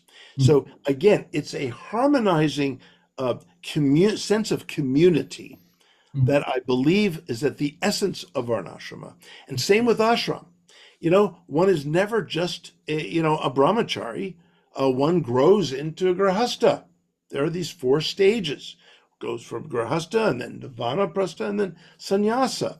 Now, maybe not in the literal Vedic sense, but in effect, psychologically, we have to also appreciate that it's not all completely external and grossly external, but these are psychological stages. Psychological stages. A 15-year-old has a different psychology than a 35-year-old, and a 35-year-old different than a 65-year-old, and different than an 85-year-old. So, there are these psychological profiles that I think we need to be sensitive to as well. And they work together harmoniously. And that's the definition of leadership, in my view, when someone can come along and coordinate all of these varnas and ashramas. We have another question, and then I'll have another question. Okay, But yeah. this is from this Leela Nanda, I think it is. Question, oh, it moved. A question for Garuda. If half of Prabhupada's mission had remained unfulfilled, wouldn't he have convened the GBC and addressed it with them? Okay. I mean, we can speculate why Prabhupada did this and didn't do that. Um, Rather than doing that, I think it's obvious that Prabhupada wanted to make sure that the highest was firmly established as much as he could while he was here in the limited time he was here. And that is a life of Krishna bhakti. Everything else is secondary. Now, of course, the secondary things are very important. In fact, I've divided Prabhupada's teachings into three layers. Even though at one level, everything that Prabhupada says to a disciple especially is absolute. I mean, everything that Prabhupada said in some sense is transcendent and transcendental, even when it appears to be just kind of a nonchalant opinion. So that's one level. But when you really examine Prabhupada's teachings and you really look at his teachings, I have determined that he has his essential teachings, he then has supportive teachings, and then he has supplemental teachings. The supplemental teachings are not that essential. They could be applications of things out into society. They can be more external things. Whereas supplemental teachings are meant to support, just like that's why I call them supportive, they're meant to support the essence of what Prabhupada wanted to teach, which is, as he repeated thousands of times, the phrase love of God. So his essential teachings are what he clearly focused on. And he brought in supportive things that would support and nourish that pursuit, that life pursuit. And I would include Varnasrama in the supportive teachings. I would not include it as essential, but yet Varnasrama takes on an essentially important role as it nourishes Krishna Bhakti. By itself, it's not only barely supportive, or supportive maybe over many lifetimes, but really can be a distraction. And again, anything that's purely worldly can be a distraction, of course. So again, it's all about its relationship, everything's relationship to Krishna Bhakti. That's what gives anything its value, not our relationship to an institution or the institution's promotion of certain doctrine, but it's about promoting a life of Krishna Bhakti. That's what we're here to do. And, yes, Prabhupada, everything Prabhupada did while he was here was very deliberate. And it is interesting to me that Prabhupada, spoke about Varnasrama, and quite a bit. In fact, I think you could find hundreds of quotes here and there. But what did he speak most about? Krishna Bhakti. And that's his essential teaching. Varnasrama is a supportive teaching for the purpose of executing devotional service. So another question here. In regards to establishing Kshatriyas to take the leadership role of establishing Varnasrama, in reality, how many real Kshatriyas are there in today's modern day and age that are living right now? So I think that's probably directed towards me. I'll let you take that one. Now it's good. Yes. Yeah. So that is exactly the point. As I mentioned, training has to be there. Just as with anything, the training is essential. Now, I was looking for one of the projects that I want to have done for this book, speaking about Varnasrama, is a separate indexing, or so that finding these quotes could be easier. Yeah. But Srila Prabhupada in one place makes the point. Oh, I know where I can find it, but I'd have to do something on my computer, but I won't try to do it now. He made the point that he said, in training, don't look for intelligent this or that. He said, you train those persons for those positions. Yeah. Then later we have technology wherein persons can get a jump start, so to speak, by the Garbhadam Samskara, intentional birth. That's our history. We know that it's possible. But in looking for real Kshatriyas, like out of the box, is like looking for real Brahmanas right now, also. And also real Vaishyas, really. We have some businessmen, but actually, as Krishna describes it in Bhagavad Gita, those who are actually taking care and giving protection to the cows, where do you find those? Or, for that matter, a faithful Sudra. There may be some of those, some persons, but that even is kind of going away. Yeah. Previously, there were persons who were very dedicated to their service that they did, and they would spend their entire life doing that, and we're happy to do so, but even that's gone. So you don't find them. They're not available at Walmart, and they're not making them in China. We have to train them. This is what Srila Prabhupada emphasized over and over in regards to Varnasrama. In fact, earlier I read a quote, at least one. So here, according to this Varnasrama, there must be training. Some class of men must be trained as nice Brahmanas. Yep. Some people must be trained as nice Kshatriyas. Some people must be trained as nice Vaishyas. So this comes up repeatedly, training. Yeah. Okay. So you say nice Kshatriya, nice Brahmanas. Now, as I said earlier, I got training. Now, there were some good influences during my devotional life in the ashram and being part of temple communities and being inspired by my elder godbrothers and godsisters. Sure, but I mean, the real training I got was first from Prabhupada's books. Mm. I was with Prabhupada for a whole month, morning and evening classes in 1974, 2 weeks in Mayapur, 2 weeks in Vrindavan. And since devotees were not very good at taking care of the devotees with the prasadam, many devotees, most of the devotees who came on that first festival got sick. And so, I mean, that's awful, but the advantage that was for me was that I was only with 12 other devotees every morning and every evening with Prabhupada. It was like an intimate setting because everyone was sick. They were on their backs. And so that is where I got my inspiration I said, something special. I'm going to have a special relationship with Prabhupada's books after this experience, being with Prabhupada for 2 weeks in Mayapur, 2 weeks in Vrindavan.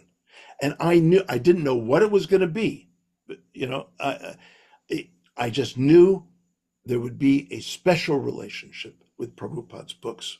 Mm. And of course, that's been evolving over the years.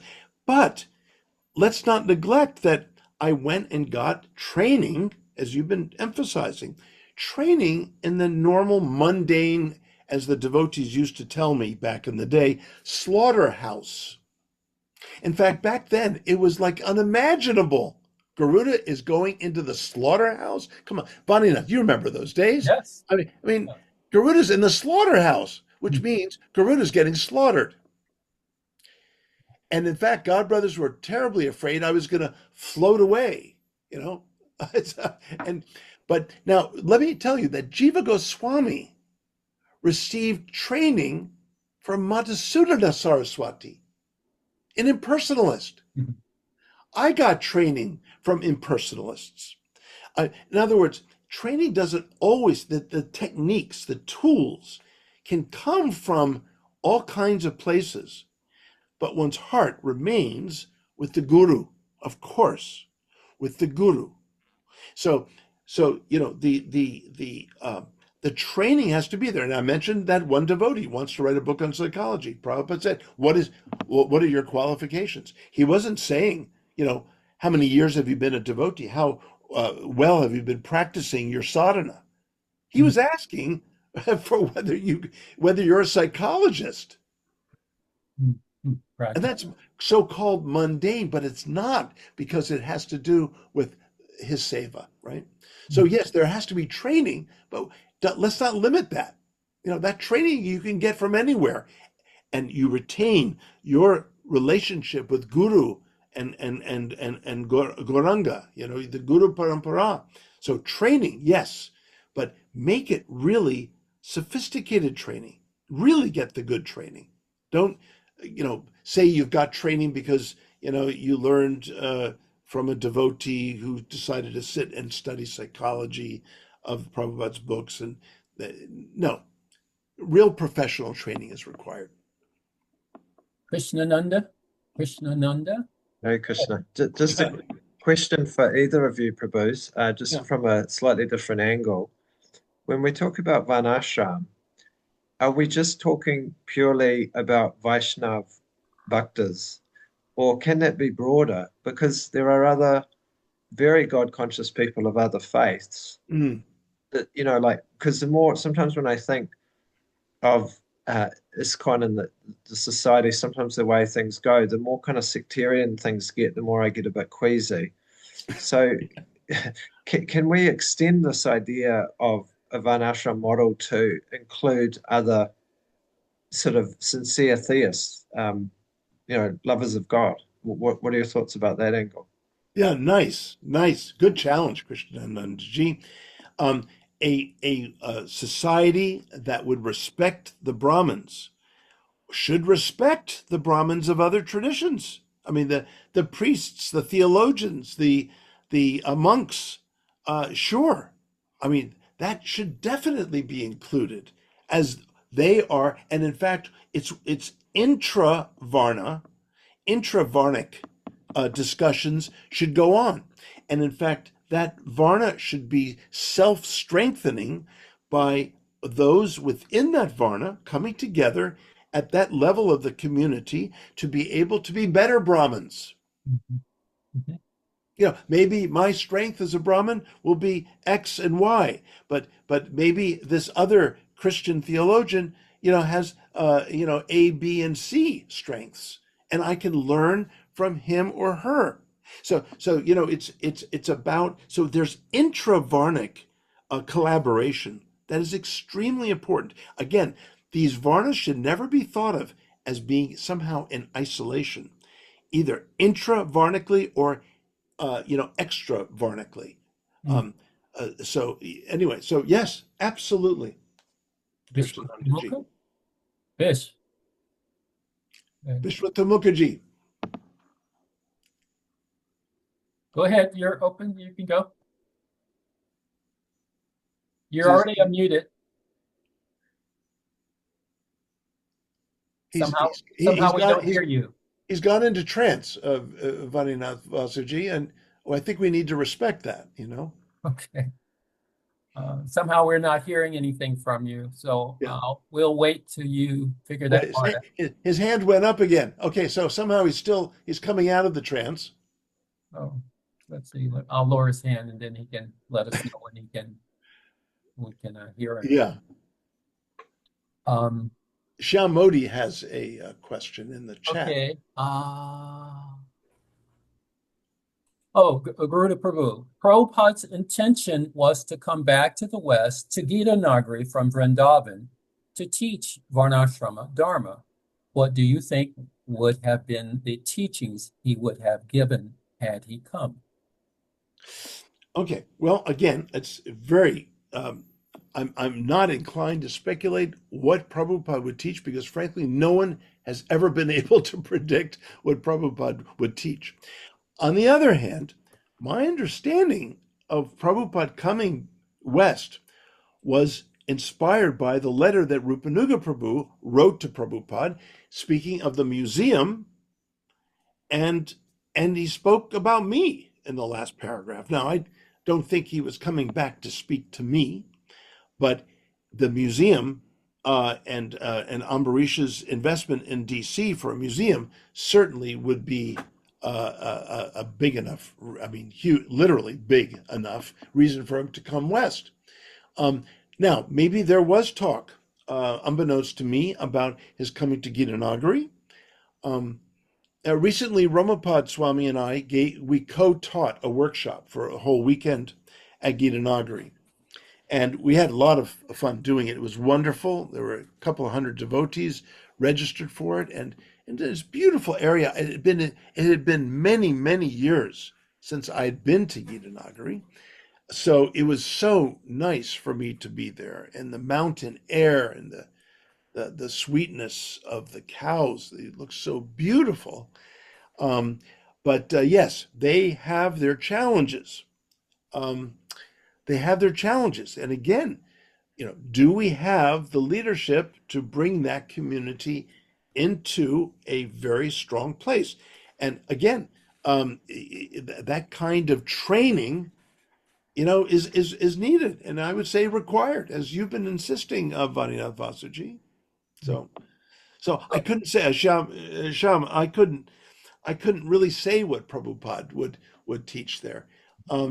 Prabhupada did teach about being independent communities, and he did teach about the importance of engaging devotees' propensities in devotional service. So I can't imagine that he wouldn't teach that, but I can't know, of course.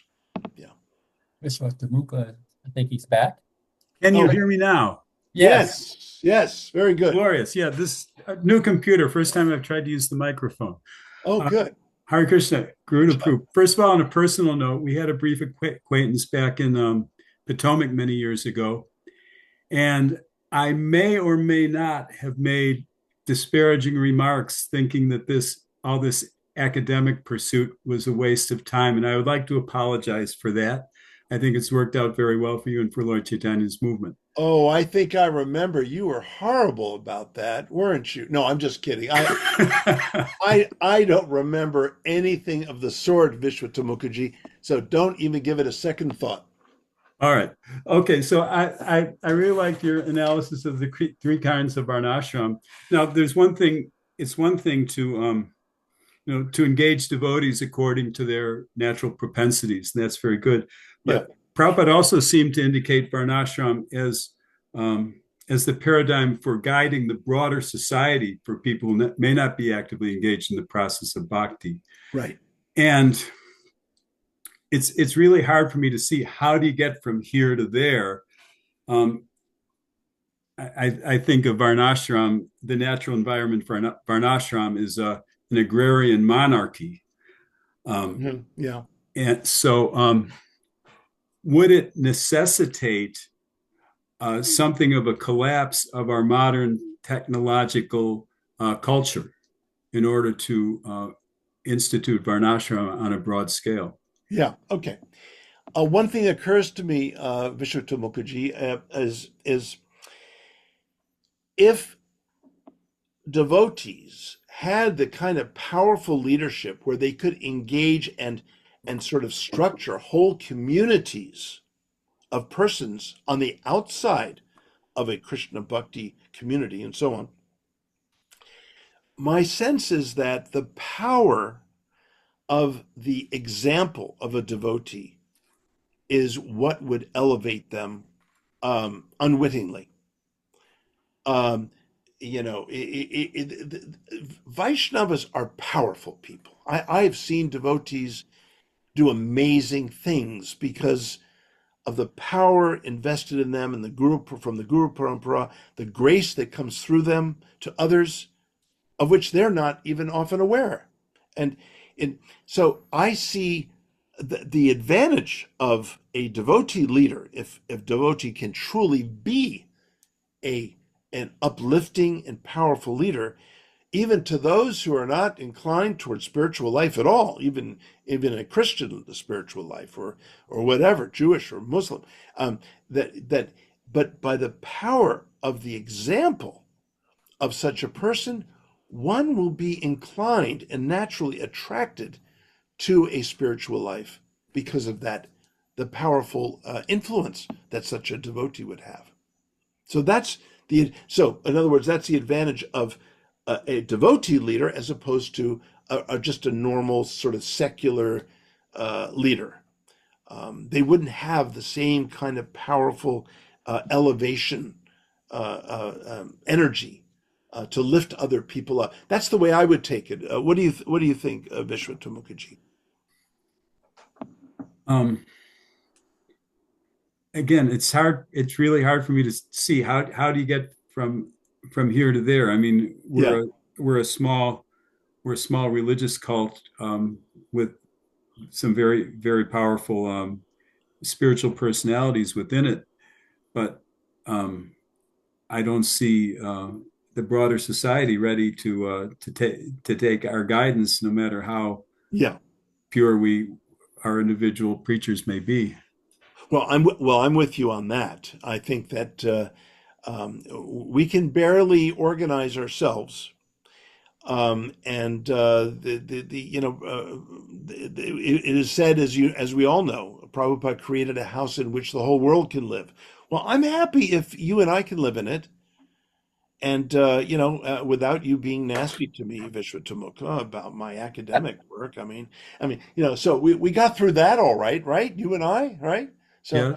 okay, good. Okay, good. See, so you see, but it took many years until this Vaninath Vasu had this program tonight. Who knows what you'd be thinking about my academic training in the slaughterhouse, right?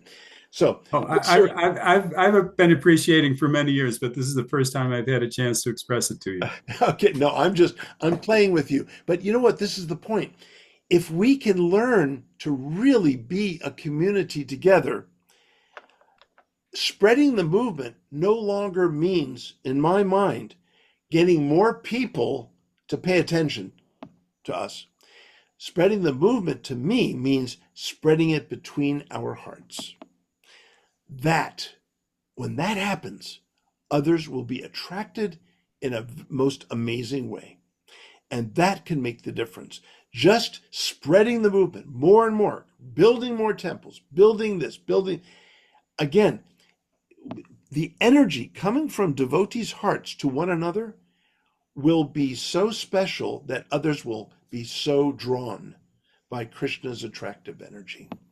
And that's where I feel the movement needs to be spread, not in the way we used to do, right? In the way we used to plant a new temple here, plant a new temple there. No, we need to create a temple of hearts. And in doing that, we truly spread the movement. That reminds me of a story that when Prabhupada was sending his 6 disciples to London to start the preaching in England, he started telling the story about this silent movie he saw. Do you know the story? There's, I don't know, Charlie Mr. Keaton or the Chaplin or Chaplin someone film. like that. Yeah. And there was this couple attending some very formal dance. The men are all in Tuxes. tails and Tucks and tails. One of the men accidentally sat on some wet paint or glue or something, and it tore the tails of his tuxedo. He didn't realize it at the time. So he and his partner were dancing, and everybody's kind of looking at him, laughing, and they thought that they were admiring their dancing. So they started dancing more enthusiastically, and people started laughing more, and they were just dancing wildly and exuberantly, and everybody was so impressed by their enthusiasm, they started dancing wildly, and the men started tearing the tails on their tuxedos too. And devotees wondered, why is Prabhupada telling us about this Monday movie? But he was making the point that by your enthusiasm, yes, that's right. People will be inspired and want to follow you. There we go. That's exactly the point I was trying to make. You made it better. That's exactly right. It's the energy of enthusiasm and love of our great tradition and our practice. And that, yes, the enthusiasm. Thank you for that. Beautiful. We have another question. Prabhu, Varnasrama is for those who lack qualifications of pure bhakti so that they can develop qualifications steadily. Is my understanding correct? That is one point of Varnasrama, and especially in the Vedic times, people were not necessarily that fixed in their spiritual lives, but over many, many lifetimes, they could attain perfection. In Kali Yuga, we're not implicated toward perfection, we're implicated toward sin. No matter what you do in this life, it just never, it's just, there is no perfection. You put your money in a bank, which is naturally a place to put it, a safe place. And you don't know what the bank is investing your money in. You give a pig farmer, a loan to set up a slaughterhouse for pigs, or a slaughterhouse for cows even. So no matter what we do in Kali Yuga, it's implicated toward really evil stuff, a life of cruelty instead of a life of upliftment, which was the ideal of Vedic times. So this is why the emphasis of Krishna Bhakti is so important, because it's the only thing that's powerful enough to counter the really ugly, negative, evil stuff that goes on in this age. So, yeah, this is our practice. But when other people will follow us, or what Prabhupada said about scholars who were just even favorable toward us. I believe he says this somewhere in the Chaitanya Charitamrita. Scholars who are favorable toward this movement are every bit as good as the initiated devotees. Mm-hmm. Now, how about that? Mm-hmm. So, just a deferential appreciation of Krishna Bhakti is so powerful. Not that you even have to be a bhakta, just to appreciate it. Srila Prabhupada makes the same statement in the 4th canto in regards to Maharaj Prithu, that those who cooperate, in the example given was those who Maharaj Prithu had spoken to his assembly, and he was thanking all the members of his kingdom for cooperating with him. And Srila Prabhupada makes the point that simply by cooperating with him in his mission of service to the Supreme Personality of Godhead, that they would get the same result as he got as a pure devotee. So this is also a way that the Varnashram system is set up with the proper leadership, as you're emphasizing at the top, that even persons may not have all of those qualifications, but they are part of a Krishnaized system, like an electrical system. They're plugged in, and they get the same result. Yeah, yeah. Let's see if there was another. Well, we've gone over 2 hours here, Vaninath Vasi. You're not tired of, I mean, I can't imagine that you haven't had your fill of me. Oh, no, I'm looking if there were other questions. I mean, okay. I mean, there's much. Well, this is a question, and I'll just pose it. I was going to hold up the book Speaking About Varnasrama, which is available on the website speakingaboutvarnasrama.com. Yeah. But you can find statements from Srila Prabhupada wherein he says Varnasrama is not possible in this day and age. Yeah, that's right. And then you'll find statements whereas, like this, we should establish Varnasrama. Exactly. Where it must be done, and this is our mission. That's right. So how do you look at those types of statements? How do you, what is your process? Yes. The contradiction is resolved by the paradox of bhakti. It is bhakti that links how Varnasrama is absolutely impossible and by itself is ultimately worthless. As Mahaprabhu says, I'm not a sannyasi, I'm not a Brahmin, but with bhakti, gopi bhartur padakamalayor dasa dasa anudasa. And that's the essence, and that's how Mahaprabhu was saying this as a sannyasi. He was saying he wasn't a sannyasi, and he was saying it as a sannyasi. So there's the contradiction, apparent contradiction. But the paradox, it's not a contradiction, it's a paradox resolved in the force of Krishna Bhakti itself. Okay. Well, let's see. So, okay, so we are after 9. So you asked me how late do we go, as I said. We just go until we go. Yeah, so, right. Prabhu, this has been wonderful.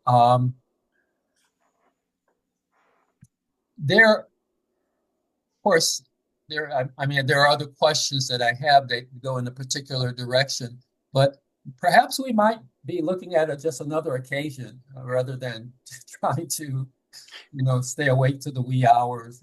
Yep. If you can tolerate another session with me, I think I could manage another session sometime. Okay. I really do appreciate that. We'll talk. We'll be in touch in regards to good. And I'm so grateful for this. The topic of Varnashram needs to continue. And you've certainly done much to carry that forth, and I'm just really indebted to you for taking the time this evening, and hopefully then on another time, let's see if just saw some things come in. So I think they're just more more appreciations in terms of that. So that's nice, very nice appreciations. Well, I bow to all the feet of these wonderful Vaishnavas attending here today. And Vaninath Vasuji, I commend you for your work, and I appreciate the opportunity you've given to me to dialogue with you and the others here. It's been, really, really fun, and I love challenges to get me to think more deeply about things. And surely this session has done so. And thank you so much for sharing just your about your life. I mean, that was remarkable just to hear how you came. And this is something that I want to mention just for other devotees. Anytime you have an opportunity to hear, because every time I ask, it's just there's all sorts of things that otherwise looking at a person, I just can't tell what has this living entity done and to get here.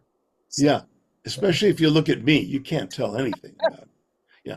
So anyway, again, I appreciate it so much, Vaninath Vasarji. Stay in touch about a possible part 2 in the future. okay, thank you so much. Thank you, Prabhu, for your kind attention, and we look forward to seeing your future engagement. Oh, just to let you know, and I forget the date, but it is in the next month of September. We'll be having Kaladri, who was Prabhupada, who was a temple president at New Vrindavan. And the special feature there is Srila Prabhupada told him numerous times that the next phase of our movement would look very different. So Interesting. that's all the teaser I'm going to give you. Okay. Okay. Good. And then the comment by Netvati Adarsh, that can also be for next time. Prabhu, one day you have to meet Prabhupada face to face. That moment, how will you say, Prabhupada, that Varnasrama is not essential? So we will take that question to the next our next meeting. Yeah. Yeah. Very Prabhu, good. thank you so much. Hare Very Krishna. good. Thank you. Have a great evening. Jai. Hare Hare Krishna. Krishna.